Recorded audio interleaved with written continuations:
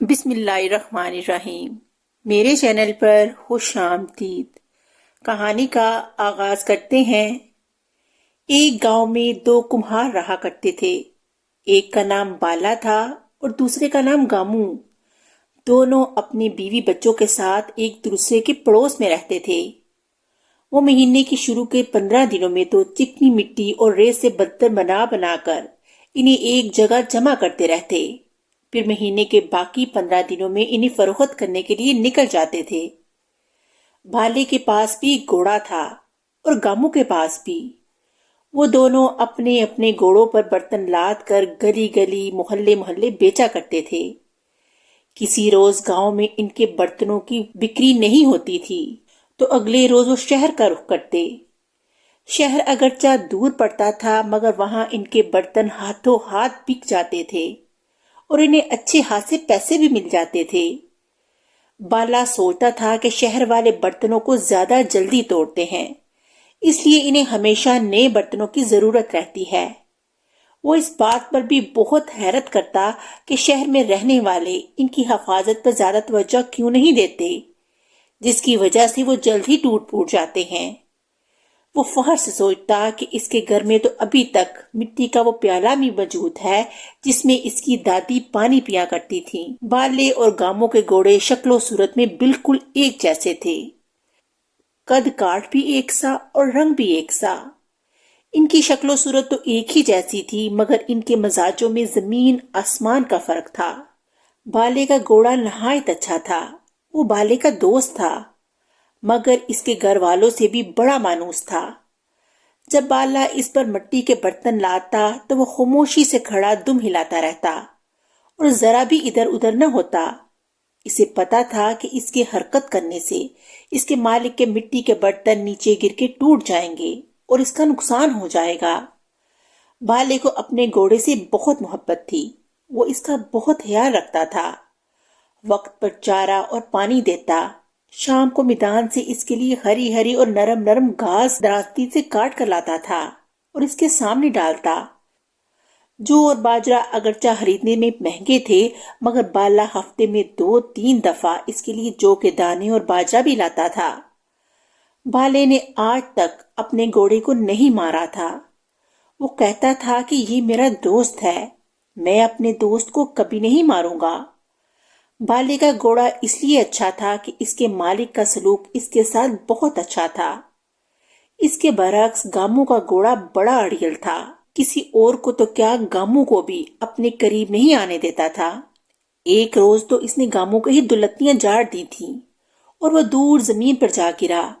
اس کے بعد غصے میں آ کر اس نے ایک موٹے ڈنڈے سے اپنے گھوڑے کی بہت پٹائی کی۔ جس جگہ گھوڑے کی دلتیاں پڑی تھی اس جگہ گامو کو کئی روز تک شدید درد ہوتی رہی۔ اس کی سمجھ میں نہیں آ رہا تھا کہ وہ اس بدتمیز گھوڑے کا کیا علاج کرے۔ گامو کا گھوڑا اس لیے بھی ایسا بن گیا تھا کہ گامو کا رویہ اس کے ساتھ نہایت ظالمانہ تھا۔ ایک روز صبح صبح کا وقت تھا، گامو اپنی چھت پر چڑھا ادھر ادھر دیکھ رہا تھا کہ اسے بالا نظر آیا۔ بالا اپنے گھوڑے کے نزدیک گیا تو گھوڑا اسے دیکھ کر زمین پر سے اٹھ کھڑا ہوا اور خوشی سے دم ہلاتے ہوئے ہنہنانے لگا۔ بالے نے اس کے سر پر ہاتھ پھیرا، اس کے چارے کی بالٹی کا جائزہ لیا اور جب اسے اطمینان ہو گیا کہ اس کے گھوڑے نے پیٹ بھر لیا ہے تو وہ مٹی کے برتنوں سے بھری 2 ٹوکریاں لے آیا اور انہیں احتیاط سے گھوڑے کی پشت سے لگی کھاٹی میں لٹکا دیا اور برتنوں کو بیچنے کے لیے گھر سے نکل گیا۔ یہ منظر دیکھ کر گامو نے بڑی حسرت سے سوچا کہ ایک گھوڑا بالے کا ہے، کتنا اچھا، سیدھا سادہ اور شریف، میرے گھوڑے کو دیکھو تو زمانے بھر کا بدماش ہے۔ یہ بات سوچ کر اسے اور غصہ آ گیا۔ اس نے آؤ دیکھا نہ تاؤ ڈنڈا اٹھا کر گھوڑے پر برسانا شروع کر دیا۔ اس اچانک ابتدا پر پہلے تو گھوڑا حیران ہوا، پھر کھڑا ہو کر اس نے جو دلتیاں جاڑی تو اس روز کی طرح گامو پھر دور جا گرا اور جس جگہ گھوڑے کی لاتیں پڑی تھی زور کا درد شروع ہو گیا۔ اس کی آنکھوں سے آنسو نکل آئے۔ شور شرابہ سن کر اس کی بیوی جو اپنے کام میں مصروف تھی دوڑ کر آئی۔ اسے دیکھ کر گامو ہائے ہائے کرتا ہوا اٹھ کھڑا ہوا اور آنکھیں نکال کر بولا، سارا قصور تیرا ہے، نہ جہیز میں ایسا گھوڑا لاتی، نہ میں روز روز پٹتا، دور ہو جا میری نظروں سے۔ اس کی بیوی اس کی عادتوں سے اچھی طرح واقف تھی۔ اس نے سوچا کہ اگر کچھ کہے گی تو اور بات بڑھے گی۔ وہ خاموشی سے چلی گئی۔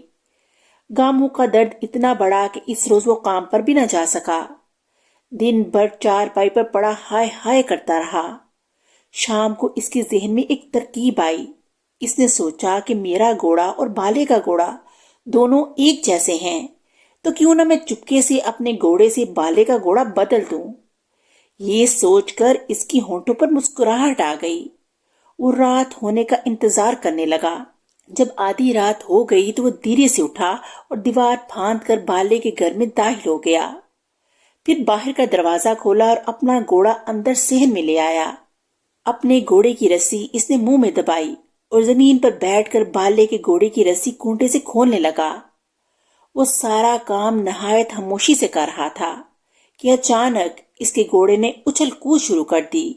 وہ گھبرا گیا۔ اس کو ڈر تھا کہ اس شور شرابے سے بالے کی آنکھ نہ کھل جائے۔ پھر وہی ہوا۔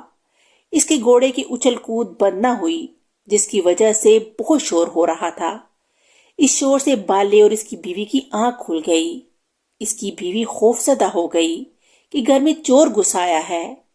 بالا باہر نکلنے کے لیے چارپائی سے اٹھا تو اس کی بیوی گھبرا کر بولی، بالے باہر مت جانا، آج کل چور اپنے ساتھ پستول بھی لے کر آتے ہیں۔ مگر بالا ڈرپوک نہیں تھا، ایک بہادر آدمی تھا۔ اس نے لالٹین اٹھائی اور لاٹھی لے کر باہر نکلا۔ اس کی بیوی اس کے پیچھے پیچھے تھی۔ بالا باہر نکلا تو کیا دیکھتا ہے کہ گامو اپنے گھوڑے کے ساتھ وہاں موجود ہے۔ اس کا گھوڑا بگڑ گیا تھا اور بہت اچھل کود کر رہا تھا۔ گامو، تم اتنی رات گئے میرے گھر میں کیا کر رہے ہو؟ تم اندر کیسے آئے؟ میں نے تو دروازے کی کنڈی اندر سے خود لگائی تھی، بالے نے حیران ہوتے ہوئے کہا۔ اس کی بیوی بہت سیدھی تھی۔ بالے سے بولی، بالے تو دیکھ نہیں رہا، گامو بائی کا گھوڑا پھدک کر ہمارے گھر میں گھس آیا، وہ اسے لینے آئے ہیں۔ کیوں گامو بائی؟ ان کی باتیں سن کر اور شرمندگی کے احساس سے گامو کی آنکھوں میں آنسو آ گئے۔ اس نے گلگیر آواز میں کہا، بالے بھائی مجھے معاف کر دو، مجھ سے بھول ہو گئی، میں اپنا اڑیل گھوڑا تمہارے سیدھے سادے گھوڑے سے بدلنے کے لیے آیا تھا، میرے گھوڑے نے مجھے بہت تنگ کر رکھا ہے۔ گامو کو روتا ہوئے دیکھ کر بالے کو اس پر بڑا ترس آیا۔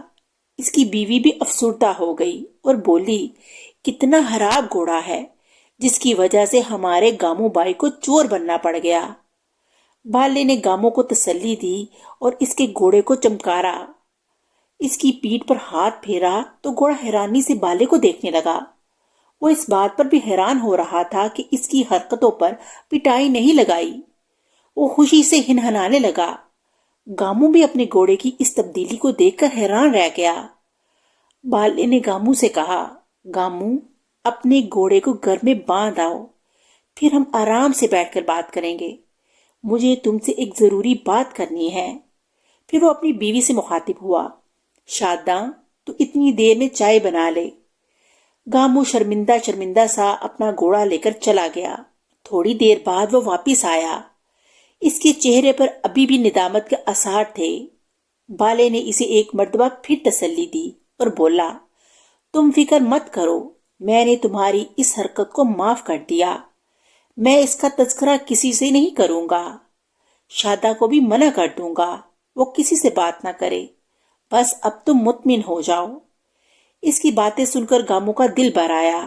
اس نے کہا، میرے ساتھ کسی کا بھی سلوک اچھا نہیں ہے، بیوی بچے بھی میری بات نہیں سنتے، میرا گھوڑا بھی میرے بس میں نہیں ہے، مجھے دیکھتے ہی پھدکنے لگتا ہے، اسی بات پر مجھے غصہ آ جاتا ہے اور میں اس کی پٹائی لگا دیتا ہوں اور کئی دن تک بھوکا بھی رکھتا ہوں، مگر یہ بلزاد پھر بھی اپنی حرکتوں سے باز نہیں آتا۔ بالے بھائی میں کیا کروں، میری کچھ سمجھ میں نہیں آتا۔ اتنا کہہ کر گامو پھر سسکیاں بھر کر رونے لگا۔ اس کے رونے کی آواز سنی تو شاداں ایک پیالے میں پانی بھر لے آئی۔ اس نے کسی سے سن رکھا تھا کہ روتے ہوئے کو پانی پلا دو تو اس کا رونا تھم جاتا ہے۔ گامو نے پانی نہیں پیا، بولا، میں گھوڑا باندھنے گھر گیا تھا تو وہاں سے پانی پی کے آیا ہوں، اب نہیں پیوں گا۔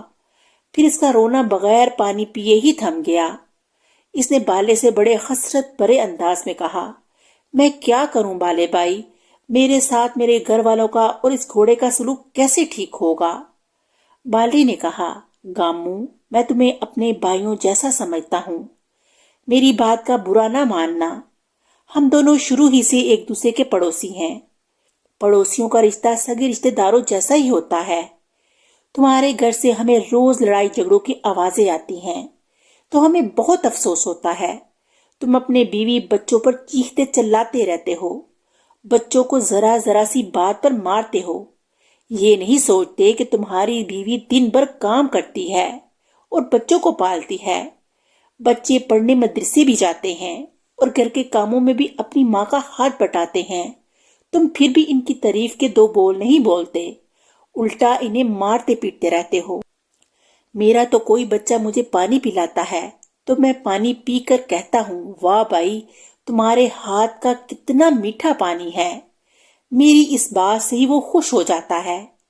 بالے بھائی، تمہاری ساری باتیں ٹھیک ہے، میں اپنے غصے اور بدمزاجی اور سختیوں سے اپنے گھر والوں پر روب جما کر رکھتا ہوں، مگر ان باتوں سے میرے گھوڑے کے اڑیل پن کا کیا تعلق ہے؟ وہ تو جانور ہے، اس میں عقل کہاں؟ یہی ہماری بھول ہے، ہم جانوروں کو بے عقل سمجھتے ہیں، ان میں بہت عقل ہوتی ہے، اور ہمارا سلوک دیکھ کر وہ ہم سے یا تو محبت کرتے ہیں یا نفرت۔ میں ایک بار پھر کہوں گا، برا مت ماننا، اگر گامو بائی تم اپنے سلوک میں تبدیلی لے آؤ تو کیا تمہارے گھر والے اور کیا تمہارا گھوڑا سبھی تمہارے قریب آ جائیں گے۔ میں نے آج تک اپنے گھوڑے کو نہیں مارا، وہ میرے اور میرے گھر والوں کے رزق کا ذریعہ ہے۔ میں ہمیشہ اس سے پیار محبت کا سلوک کرتا ہوں، خود کھانا بعد میں کھاتا ہوں، اس کا چارہ پہلے ڈالتا ہوں۔ ایسا ہی اچھا سلوک میں اپنے گھر والوں کے ساتھ کرتا ہوں۔ شادہ کوئی سا بھی کھانا پکائے میں خوش ہو کر کھاتا ہوں اور کھانے کی تعریف بھی کرتا ہوں۔ اس سے میرا تو کچھ نہیں جاتا مگر اس کا دل بڑھ جاتا ہے۔ اپنے بچوں کو بھی میں ڈانٹتا ڈپٹتا نہیں ہوں، میں ان کے کاموں پر بھی ان کو شاباش دیتا ہوں۔ ان شاباشیوں کی وجہ سے وہ مزید اچھے کام کرتے ہیں۔ بالے کی بات سن کر گامو سوچ میں پڑ گیا۔ تھوڑی دیر بعد اس نے کہا، بالے بھائی، میں نے کبھی تم لوگوں کے گھر سے لڑائی جھگڑوں کی آواز نہیں سنی، اور خدا نے چاہا تو کبھی سنو گے بھی نہیں۔ میں اپنے گھر کا سربراہ ہوں، گھر کے سربراہ کا سلوک گھر میں رہنے والوں کے ساتھ اچھا ہو تو پھر نہ لڑائیاں ہوتی ہیں نہ جھگڑے۔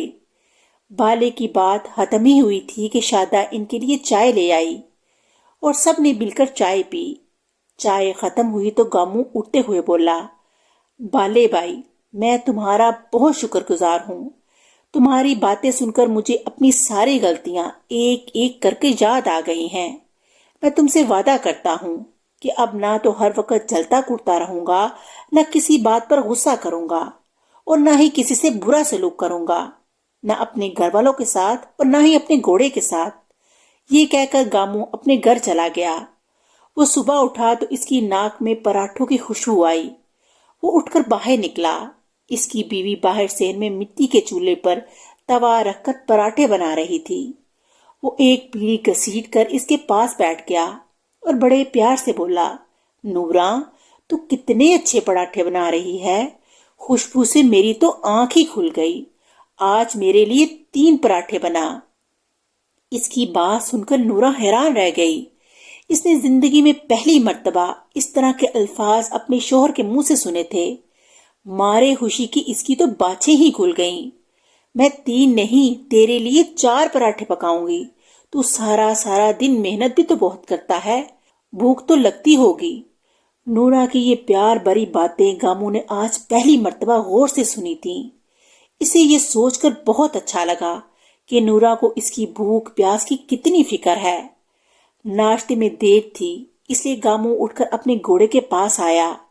گھوڑا اس کو دیکھ کر پھدکا، مگر گامو نے اس کی پیٹھ پر محبت سے ہاتھ پھیرا، پھر اس کے سر پکڑ کر اپنے سینے سے لگایا اور بولا، اب گامو سے پھدکنے کی ضرورت نہیں، گامو بدل گیا ہے۔ اے میرے پیارے دوست، گامو بدل گیا ہے۔ پھر اس نے گھوڑے کو تازہ چارہ ڈالا، ایک بالٹی میں جو کے دانے بھر کے اس کے سامنے رکھے، اس کو ایک مرتبہ پھر پیار سے چمکارا تو گھوڑا پھر ہنہنانے لگا اور اپنا چارہ کھانے میں مشغول ہو گیا۔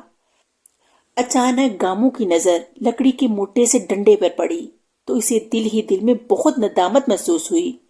اس ڈنڈے ہی سے وہ اس بے زبان کو بری طرح پیٹتا تھا۔ اس نے وہ ڈنڈا اٹھا کر لے جا کر نورا کو دے دیا۔ لے نورا، اس کو چولہے میں ڈال دے، اس سے میں نے اپنے گھوڑے پر بڑا ظلم کیا۔ نورا نے اس کام میں دیر نہ لگائی۔